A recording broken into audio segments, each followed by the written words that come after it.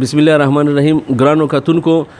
د انتخابي مرکې پروګرام په سلسله کې مونږ نن د الحاج شاجي ګل صاحب په حجره کې دلته کې حاضر یو. الحاج شاجي ګل صاحب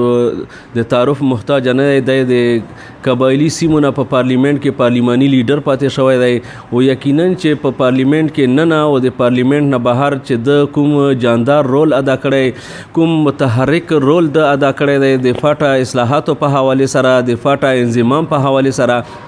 نو یقینا چې هغه ډیر قابل تعریف هم دی او هغه رول د چا نه پټ نه دی. موږ نن دلته کې سره د خپل ټیم مهراب شاه افریدي او جبران شینواري راغلي یو او د حاجي صاحب نه به د موجوده صورتحال په حواله سره او بیا بالخصوص د پی کې 105 او 106 حواله سره یو څو پوښتنې کوو. نو کارین راځي چې موږ د حاجي صاحب نه تاسو نو کو. حاجي صاحب موږ په خپل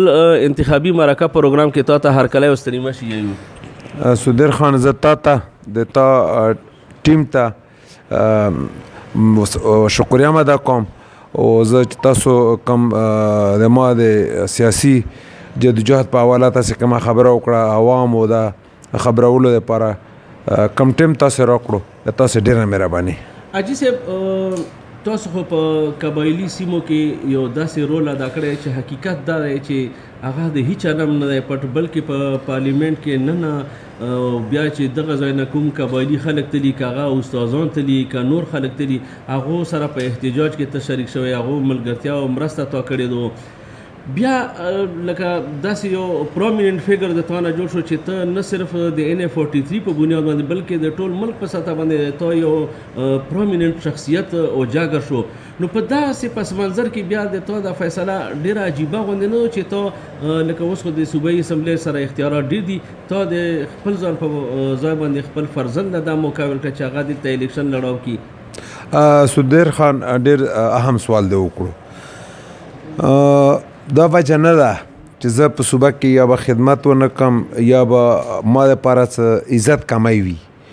نه ما خدمت هم کولی شو او د عزت خبره هم وه، خو ما د خلکو دپاره دا ظاهره خبره ده چې یو د سوشل یو ویلفر سوچ دپاره خپل بچی چې هغه ایجوکیشن په UK کې کړی دی او ظاهره خبره ده چې د خپل کور ته د کم ماشوم ضرورت وي چې هغه د فایدو یا د ګټې کولو ټایم وي، نو هغه دا ټایم وي چې کم ایج کې بیلاول دی. او سیاست دا هم دی چې سیاست ډیر یو سیف گیم دی، سیاست د ریسک سره گیم دی. په سیاست کې ریسک شته، په سیاست کې په هاوس کې دننه هم ریسک شته، هاوس نه بهر هم ریسک شته. ځکه ته چا خلاف هم څه خبره کولی شي، هغه د هغې وجې نه ته هر قسم ټینشن جوړېدی شي. خو ما د هر څه چې کړي دي صرف او صرف په دغه نظریه او په دغه ویژن باندې مې کړي دي چې کم جدوجهد ما کړی و چې هغه ته زه په خپله تکمیل پاکستان وایم، هغه ته زه استحکام پاکستان وایم. او زه په دې باندې سودیر خان د الله تعالی شکر ادا کوم چې زما په قوم باندې د سیندي، د پنجابي، د بلوچ یا د کم ډکټرشپ احسان وانه وختو چې یاره موږ تاسو مین سټیم ته راوستی، بلکې تاسو په خپله دا یو جدوجهد او پیشرفت وکړو، دغه شي ته حکومت جوړ کړو. بالکل په خپل بیس باندې الحمدلله چې موږ هلکې خلکو ښه فیصله کړې وه، هغې ښې فیصلې نتیجه دا راغله چې فایده یې الحمدلله وزیرستان بجوړه پورې ټولو ته ورسېده. پښتون هم سره متحد شول، KPK که وروسته پاتې شوی د هغه بنیادي وجه هم دا وه چې د هغه سره په باډر باندې داسې علاقه وه چې هغې ته علاقه غیر ویلی شول، هلته آیین و قانون نه و، نو د هغې نقصان خیبر پښتونخوا ته هم و. کم ته وګوره هسټري چې د مخکې وخت کې د شیرشاه سوري په وخت کې چې GT روډ جوړ شوی و، په هغه وخت کې پېښور ته ګلونو ښار ویلی شوی، او بیا د 5 ښارونه ډېر امپورټډ وو، بخارا او کابل او پېښور او لاهور او دیلای. په اوس وخت کې د نور 4 وړه ښارونه ښه دي د پېښور په نسبت باندې. حاجي صاحب تاسو خو چې کوم د اصلاحاتو خبره راوچاته کړې وه، بیا پکې انضمام وشو، په دغه ټول عمل کې په دا ټول پروسس کې تاسو شریک او مشاورت پکې دوی سره ډېرې وعدې کتارې وشوې، آییني 25 آییني ترمیمي بل پکې ما سره راغی. تاسو څه فکر کوئ چې هغه ثمرات موږ ته میلو شول که نه موږ سره دوکه وشوه؟ نه بالکل موږ ته نه دی میلو، او دوکه موږ سره اصل دوکه په 25 جولای باندې شوې ده. په 25 جولای باندې سلیکشن شوی دی، الیکشن نه دی شوی. که هغه چېرته عوامي رایې ته حق ورکړی شوی وی، نو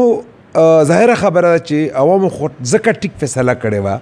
چې دا یو ریولوشن و د اصلاحات خو په دغه ریولوشن باندې الحمدلله چېرته یو څاڅکی وینه نه ده توی شوې نه پې چېرته روډ بند شوی نه مارکیټ بند شوی په پوره طریقه جمهوري طریقې آئیني طریقې سره دا کار سر ته ورسېدلو نو لکه بیا ځینې خلکو ته دا خوښه نه وه چې تاسو دا فکر کوو چې موږ سایډ لاین شو یا سلیکشن وشو چې دا عمل په مخکې لاړ شي په دې کې هم دا غلطیانې شوي دي ګوره د عمران خان راوستلو دپاره هغه بنیادي غلطیانې همدغه شوي دي چې دغو د عمران خان راوستلو دپاره چې د کومو خلکو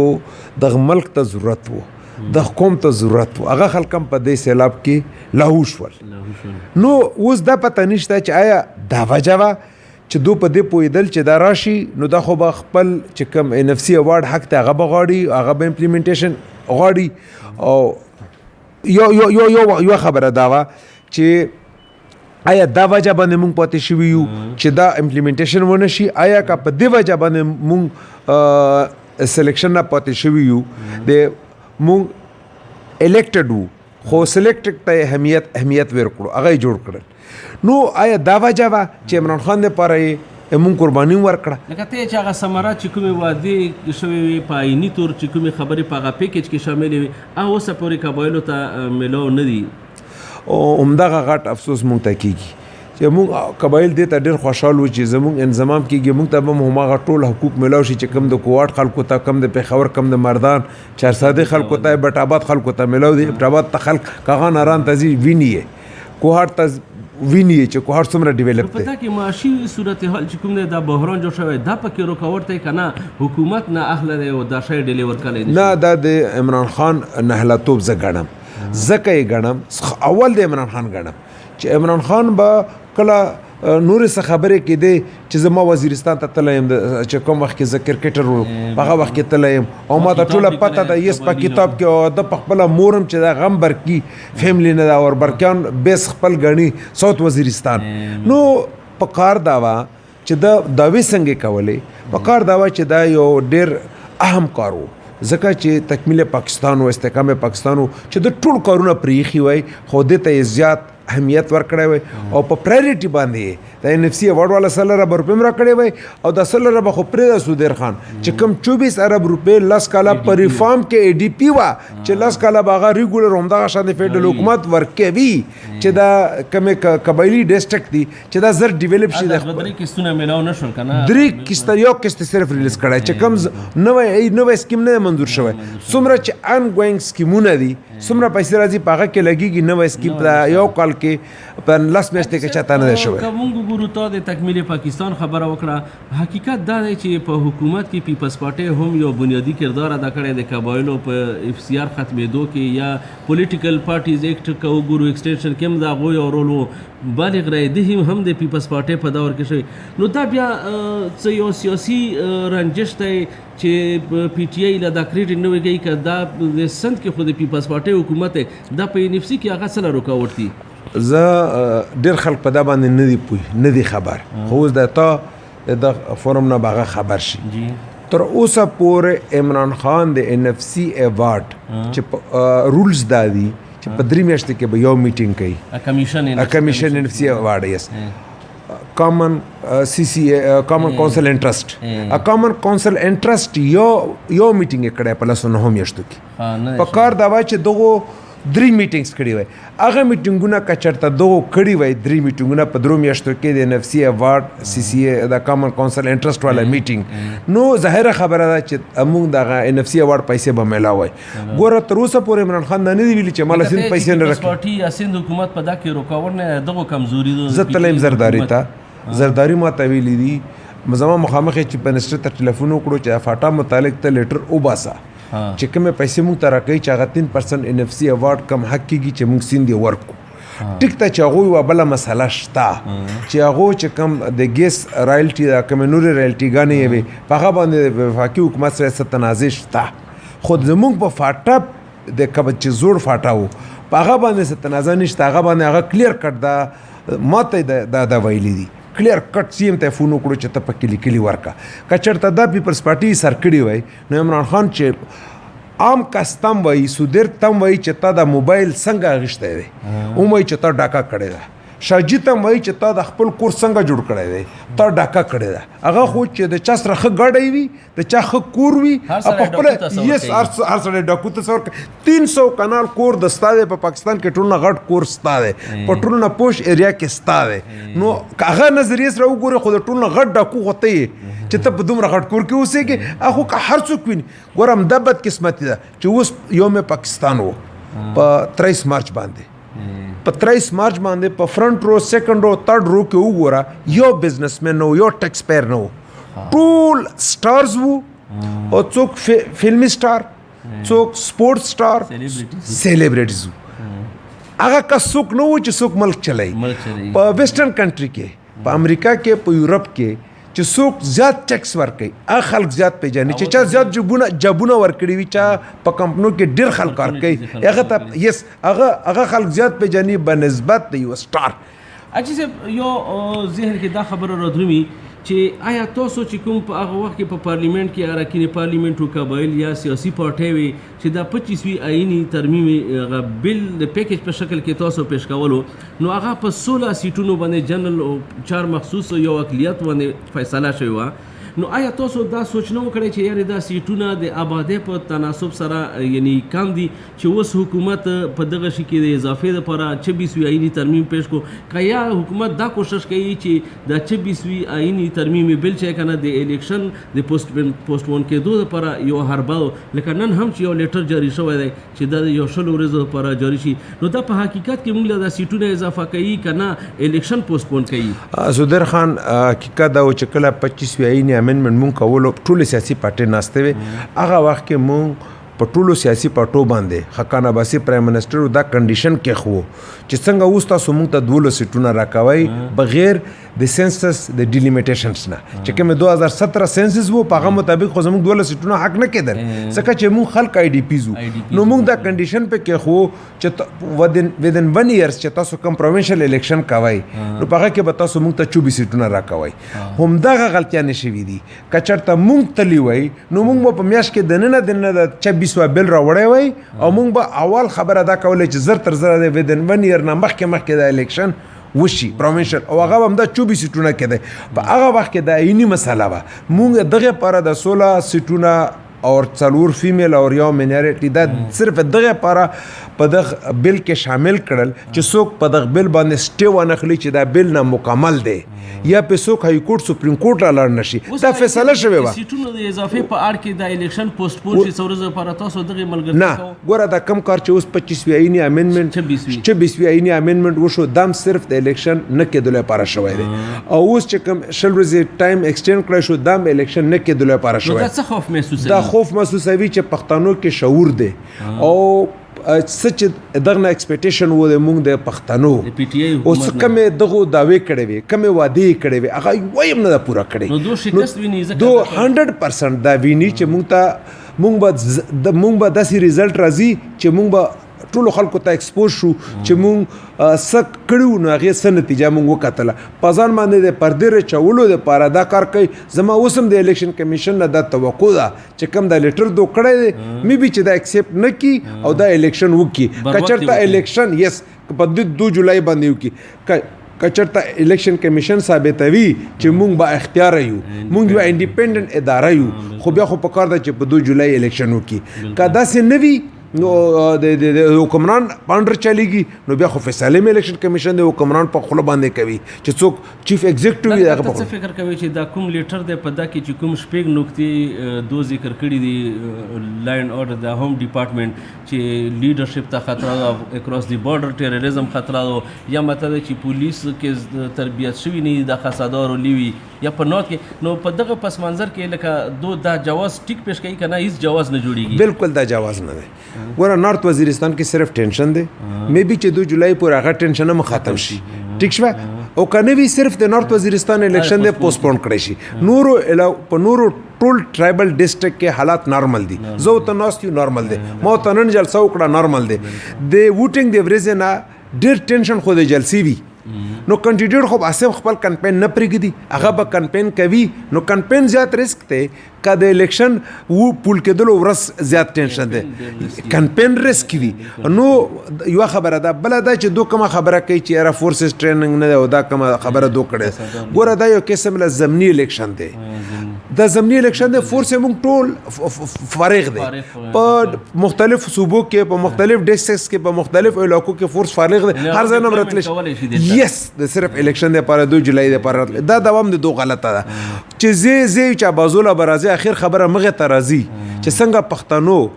فیصله کړې وه او دا یې وزیر اعظمي ته ورسولو او پی ټي آی له حکومتونه یې ورکړل پښتانه به یې همغه شانتې راغورځویم او همغه ریزلټ به یې ورته وښیي لکه څنګه یې مخکې نورو پارټو ته خیلی وو چې هغو هغه شانتې ډیلیور نه کړه چې کومې وعدې کړې وې کوم ایکسپیکټیشن وته نو دوم ډیلیور نه کړه چې کوم ایکسپیکټیشن و هغه باندې پوره ونه ختل چې کومې دعوې کړې وې کومې وعدې کړې وې چې موږ به 1 کروڑ نوکري ورکوو 50 لکه کورونه به جوړو موږ به د پاکستان ویسټرن کنټري یورپ جوړو هغه یو هم پوره نه شو حوالې به یې لیپینګ ورکولې او اوس په اخر کې خبره راوسته چرګانو ته وویو ته یې راوسته خبره او بیا پکې کټو ته راوسته چې کټي وساتئ لکه مونږ چې څومره تاسو کتلی یو تاسو سره میلاو شوي یا په پارلیمنټ کې یا په نور فورمز باندې مونږ د تاسو رول لیدلی نو تاسو په اکانومي باندې چې که نه هم خپل انپوټ ورکړی دی که په بارډر حوالې سره چېرته ټینشن جوړ شوی دی په هغه کې هم تاسو رول اپلی کړی دی داسې که وګورو د حکومت او د پی ټي ایم په مابین کې هغه برج والا کردار هم تاسو کړی دی چې دا ټینشن ختم شي لکه زه دا یم چې ته یو لوکل لیډرشپ نه بلکې ته د یو قومي پای رهنمای نو ته دا بهتره نه ګڼې چې د تو دا رول نور هم پازیټیو شي نور هم برایټنس په دا کې راشي چې ته یو پولیټیکل پارټي جاین کې که ته په دا آزاد او انډیپینډنټ حیثیت کې خوشحالي نه سودیر خان ګوره مونږ قبایلي علاقو ته پارټي ایکټ ایکسټینډ شوی ورځ په ورځ باندې به دا پارټي په علاقو کې مضبوطي کېږي چې څومره اویرنس راځي که نه دومره به دا پارټي مضبوطیږي بغیر پارټي بیس نه به د انتظامی چې ته انتظامی ډانچه نه وي نو هغې نه بغیر به ته د عوامو صحیح خدمت هم نشي کولی او د عوامو نه به ووټ هم نشي اخیستی نو په هغه باندې مونږ لګیا یو ډېر زر او انشاءالله تعالی دا خوشخبري عوامو له په دې پارټو کې بالکل یوه وجه شته زما چې زه ویلې نه منم ما ذهن یې ویلې نه مني زه نواز شریف په دې نه منم چې نواز شریف صرف پنجابایزم دی ټیک شوه پیپلز پارټي زه په دې باندې نه منم چې ما نظریه نه اکسپټ کوي چې هغه د بټو نظریه نه ده ټیک تک هر څوم وو ټیک ته چې هغه نشنلیزم نظریه وه خو یوه نظریه وه اوس هغه نه ده اوس هغه کرپشن طرف ته تللی پی ټي آی زه بالکل ځکه خو مخالفت کوم چې پی ټي آی کم لیډر دی هغه خپل کور نشي ساتلی خپل ښځې او بچي نشي ساتلی هغه چېرته په ژوند کې یوه کمره نه جوړه کړي هغه به ملک او قوم ته څه جوړ کړي موږ چې کوم پروینشل پارټي دي په دې باندې زما ضرور ما ذهن نه مانی یس تحفظات مې شته پې سودیر خان ځکه مې شته پې باندې چې په دا کې سیلف میډ کس یو هم نشته که مذهبي جوماتونه دي هغو د جومات او د ممبر نه سیاست کړی دی که د خانیزم جوماتونه دي هغه صرف په خانیزم باندې پوهېږي چې په فصل کې څه په کم وخت کم فصل تیاری کی ګراس روټ لیول نه یو کوشش کوي چې خپل یو شای بیلډ کم یس 100% اما دا سوچم دی او دا اما یو نظریه هم ده اما دا ویژن هم ده مې بي چې ځینو خلکو ته عجیبه خبره معلومه شي چې یو شاجي یو عام کس دومره سوچ څنګه لري نو لکه موږ ویلی شي چې په دغه بیک ډراپ کې تاسو فیملی دا فیصله وکړه چې تاسو کوم خپل بچی دی خپل تاسو بتیجه دی وراره دی هغه یوت لیډرشپ ته رامخکې کړو بالکل دا دغه لپاره مونږ کړي دي چې مونږ خپل بیس جوړ کړو د خپلې علاقې نه او بیا مونږ دا ایکسټینډ کړو ټول پښتنو علاقې ته او پښتانه الحمدلله زه دعوا کوم چې نن وخت په پاکستان کې د ټول نه غټ قوم چې دی هغه پښتون دی کته کراچي او اسلام آباد او کلپنډي او لاهور وګورئ ما په دې باندې کار کړی و خو افسوس چې په هغه وخت کې موږ په منځ کې غلطفهمي راغله چې اګزي صاحب مولانا او زما په منځ کې کنې ما چې دا کم سینسس فارم دی په دې فارم کې قومیت واچوئ چې کوم افغان وای نو ما ته اوس ثابتوله چې پښتون د ټولو نه زیات دی ځکه چې سرایکي نه اکسپټ کوي چې زه پنجابی یم او پنجابی نه وای چې موږ سرایکیان یو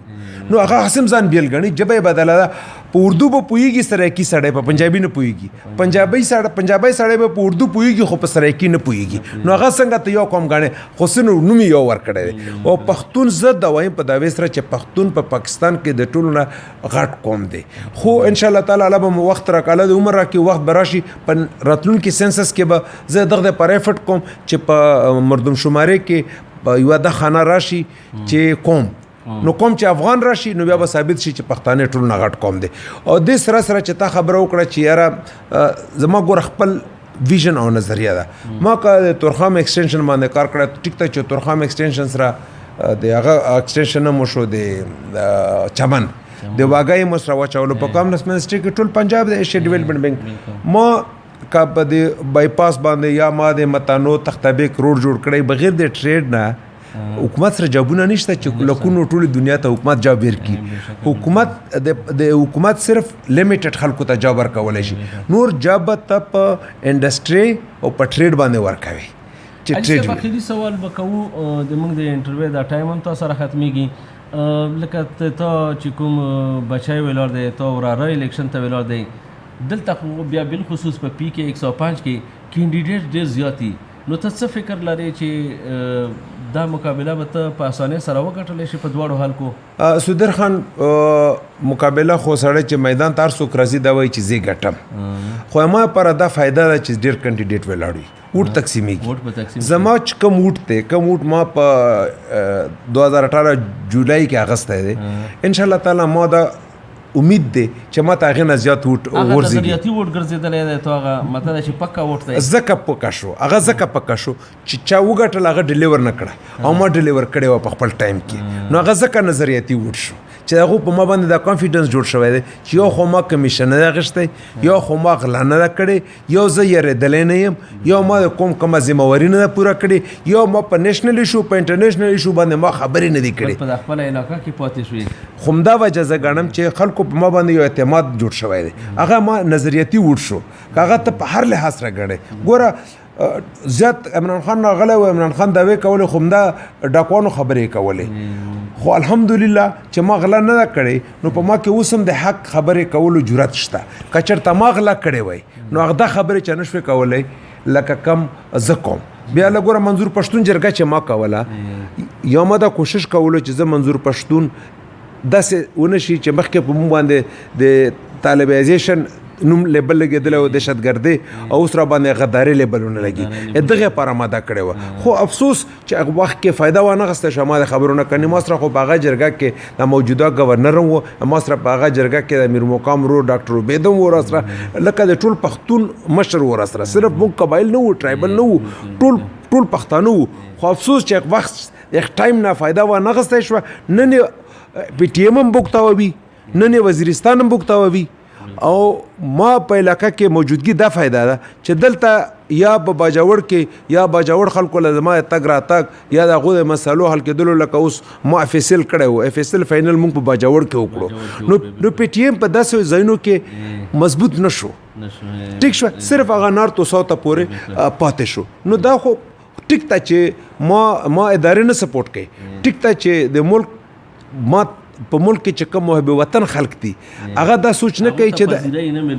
یس هغه ته موږ کني په کار دا وای چې موږ نه کار اخیستی شوی چې موږ دومره غټ کارونه وکړل ګوره پاکستان ته د دوه ټریډ انګریزانو پرېښي وو بای ایر او بای سی او بای لینډ ټریډ اګریمنټ الاو کړو ما وکړو چې ما فیلډ وو ټي آی آر ټرانسپورټ انټرنیشنل روډز هغه اوس افغانستان سره پکې لږ غلط فهمیان خو د ایران په لار باندې ترکی ګاډي کراچۍ ته هم راځي کویټې ته هم راځي جی ګرانو کتونکو